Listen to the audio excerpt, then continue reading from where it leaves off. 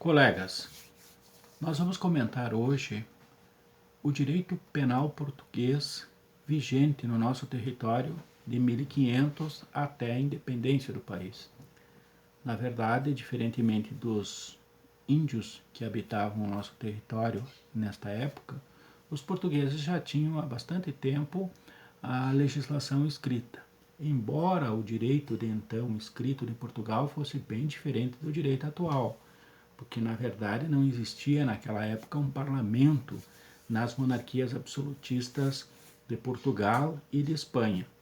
Portugal e Espanha eram reinos católicos, tinham a linha de frente, faziam a linha de frente do catolicismo, né? Estavam aliados ao papado, diferentemente de outras potências que à época também começaram a ocupar territórios para além da Europa, como é o caso da Inglaterra, da Holanda. Portugal e Espanha estavam afinados com a Contra-Reforma, né? Com a tentativa, portanto, de fortalecer o catolicismo, fortalecer a fé cristã católica, e um dos objetivos da colonização, além de enriquecer o reino, além de ocupar o território, explorar suas riquezas, era também catequizar essas novas populações, fazendo-as, né, transformando-as em novos cristãos, em novos católicos. Em verdade, este período histórico é um período muito rico do Ocidente, da humanidade ocidental, porque a partir de uma série de eventos que ocorreram no século XV, como a queda de Constantinopla, que era a capital do Império Romano do Oriente e que tinha a função fundamental de preservar uma linha para o transporte, para o comércio entre o Extremo Oriente e a Europa.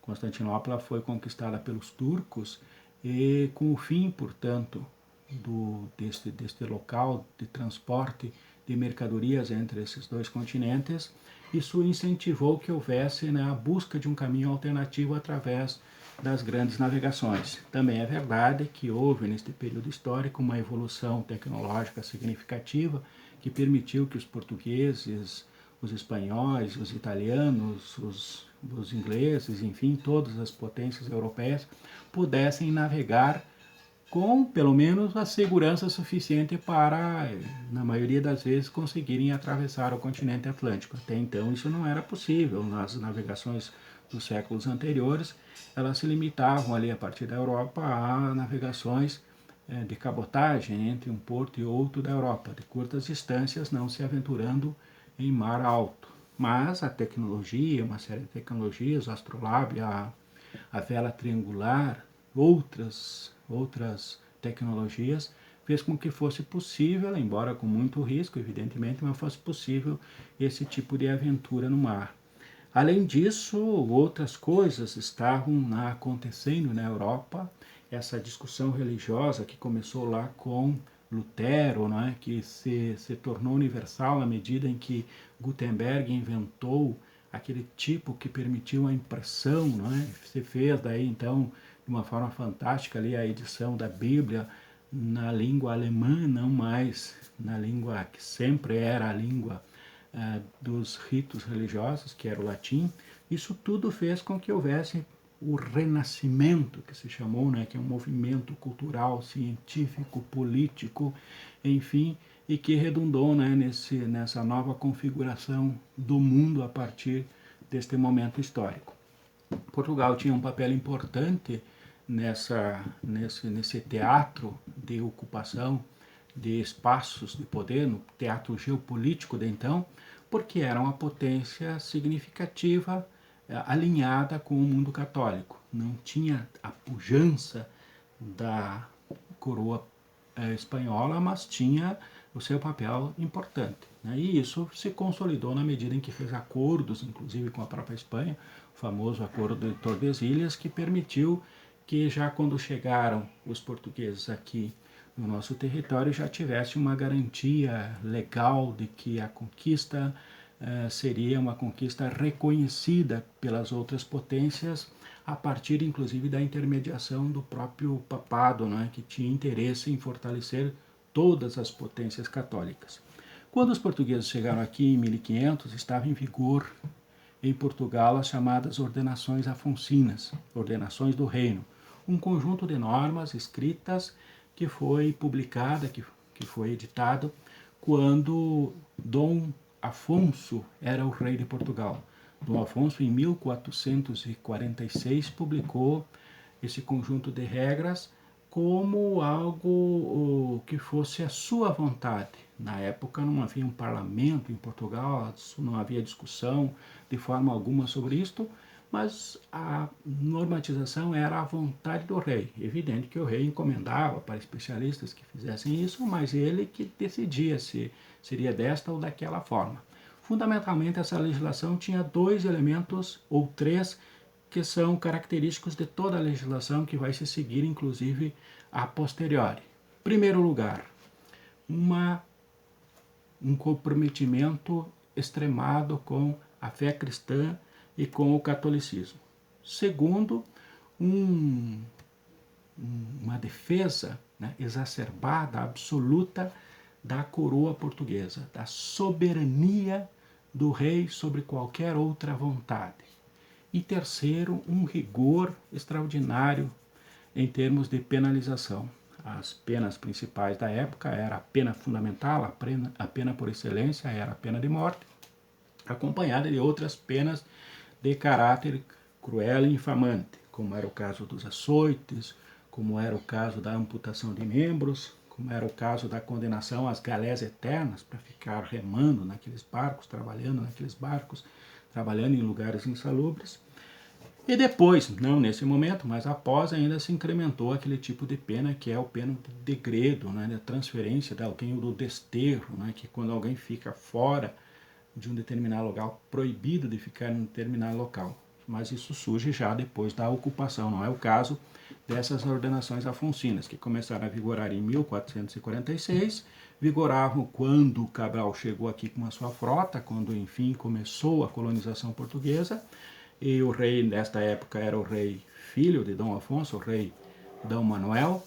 Dom Manuel, então, governou durante o seu primeiro período de governo com essas ordenações afonsinas, e em 1521 ele editou a sua própria legislação, que foi chamada, né, como não poderia ser diferente, de ordenações manuelinas. Em 1521, portanto, uma nova legislação de caráter geral e de caráter penal também entrou em vigor em Portugal e, por conseguinte, aqui no nosso território.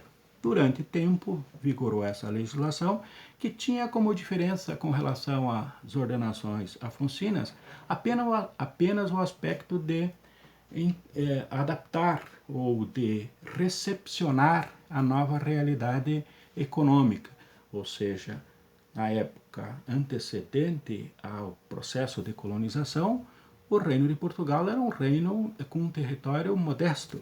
Depois da conquista dos espaços aqui na América, na África e em outras regiões do planeta, evidentemente que foi aumentando o tamanho do território, o tamanho da riqueza, e Portugal começou a viver uma era de ouro, né? Tanto que o filho de Dom Manuel, o rei Sebastião, né, se tornou extremamente popular, extremamente benquisto pela população, porque de alguma forma ele pôde repartir essa riqueza com o povo, minimamente conseguiu dar algum tipo de benefício para a sua população. Esse Dom Sebastião, ele teve um fim trágico, que foi o filho de Dom Manuel. Ele teve um fim trágico porque em 1578 ele morreu numa batalha que aconteceu lá no norte da África, em Marrocos, quando ele pretendia conquistar territórios para a fé católica. Na verdade, era a ideia de reconquistar territórios que, em tese, pertenceriam à cristandade, né, em detrimento, então, da ocupação que havia naquele momento, naqueles locais, por parte dos islâmicos. Dom Sebastião morreu, não acharam seu corpo e ele se transformou numa espécie de santo, reverenciado pelo catolicismo posterior da Península Ibérica, de Portugal, inclusive aqui no Brasil, né? O chamado sebastianismo é um movimento católico extremamente messiânico tem a ver com o nome deste rei. Este rei, Dom Sebastião, que já é alguém que está colhendo o fruto da conquista dos novos territórios, ele editou um código penal em separado em 1569. Então, enquanto as outras legislações eram normas gerais, em que havia um espaço dentro das normas para se falar de direito penal, de proibição, de crime e de pena, no caso específico de Dom Sebastião, ele foi aconselhado pelos seus conselheiros, né, seus seguidores, seus próximos, a editar um código penal específico. Alguém lá, de certo, teve a capacidade de elaborar um código penal em separado e vendeu esta ideia para Dom Sebastião. 1569, então, passa a vigorar este código como uma novidade, inclusive na lógica que existia dentro da codificação de Portugal e de toda a Península Ibérica, que era de legislar em conjunto, direito administrativo, direito civil, direito processual, direito penal. Né? Só que esta especificidade deste código, que é chamado então de Código de Dom Sebastião, ele durou pouco. Sebastião morreu naquele episódio que eu mencionei, em 1578, e a sucessão do trono gerou uma confusão imensa na península, a tal ponto que o rei de Espanha, na verdade o rei de Aragão, né, de Aragão e Castela, porque houve uma unificação anteriormente entre o reino de Castela e Aragão, quando Felipe de Aragão casou com a Isabel de Castela. Então, isso que deu pujança e formou o reino chamado de espanhol, ou reino castelhano. Os sucessivos reis desta unificação, né, forjaram o poderio, iniciaram o poderio da Espanha, principalmente a partir da ocupação de enormes territórios aqui na América, e mais especificamente ainda na América do Sul. Pois então, em 1580, o rei de Espanha anexou o reino de Portugal. Após a morte, então, de Dom Sebastião, houve guerra, enfrentamento, e este rei chegou à conclusão de que ele tinha direito de ser o rei de Portugal e anexou, formando aquilo que se chamou de União Ibérica, de 1580 a 1640. E nesta fase, neste período de unificação, é que este rei, que era chamado de Felipe II na Espanha e Felipe I em Portugal, ele introduziu no reino de Portugal a sua própria legislação, a legislação denominada de legislação filipina, que em verdade foi elaborada por seu pai, mas começou a vigorar lá na Espanha e também em Portugal durante este período, mais precisamente em 1603. Então, as ordenações filipinas são efetivamente as normas que vão vigorar durante o período colonial aqui no nosso território. Porque esses primeiros 100 anos foram apenas de exploração, na maioria das vezes. O que realmente se constituiu numa colonização, com a transferência de pessoas que se enraizaram aqui no continente, aconteceu no segundo século, quando da vigência desta norma. As ordenações filipinas entraram em vigor em 1603, depois em 1640 o reino foi separado novamente, mas elas continuaram a vigorar no território português e, portanto, no nosso território brasileiro. Isso nós vamos ver numa próxima discussão que vamos fazer em outra oportunidade. Um bom estudo para vocês. Um abraço.